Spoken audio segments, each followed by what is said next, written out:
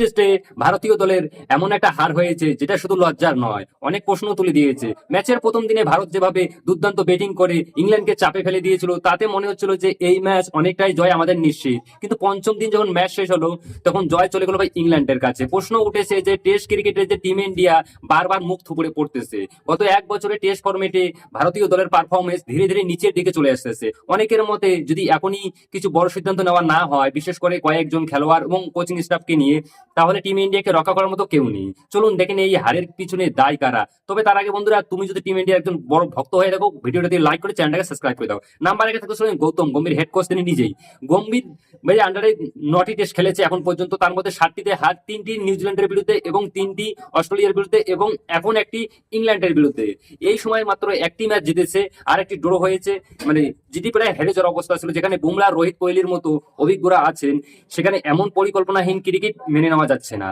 গম্ভীর কি পরিকল্পনা করছেন তা বোঝা খুবই কঠিন। নাম্বার 2 আছে মোহাম্মদ সিরাজ। টেস্ট ফরম্যাটে তিনি ধারাবাহিকভাবে ব্যক্ত। প্রথমে নিয়েছে 2 উইকেট, তাও একেবারে শেষে। আর দ্বিতীয় ইনিংসে ভাই একদম নিঃসঙ্গ, মানে কোনো উইকেটই পায়নি। সব জায়গাতেই পতন সিরাজ ফেরা। বুমরার পাশে থেকে কখনোই শুরু থেকে ব্যাট থ্রু এনে দিতে পারেনি। একজন স্ট্রাইক ফাস্ট বোলার হিসেবে তার সিরাপোটাও সিরাজের পারফরমেন্সে দেখা যাচ্ছে না।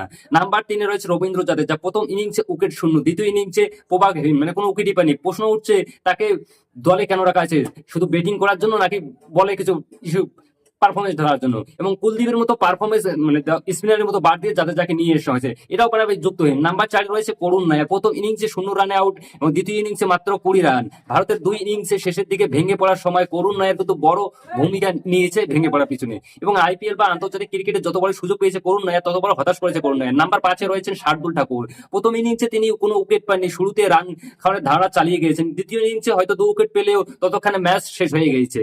কিন্তু এখন কথা হলো, এবং 6 নম্বর গুণাগার হচ্ছে আমাদের সাই সুদর্শন। তিনি যদিও তার ডেবু ম্যাচ চলতেছে, প্রথম ইনিংসে 0, তারপরে ইনিংসে 30 রান। এটা দিয়ে কি চলবে ভাই বলো? তো এই ছিল আমাদের হিসেবে 5 জন, আমার হিসেবে গুণাগার। তখন তোমাদের হিসেবে কারা কারা গুণাগার ছিল কমেন্ট করে অবশ্যই বলবেন।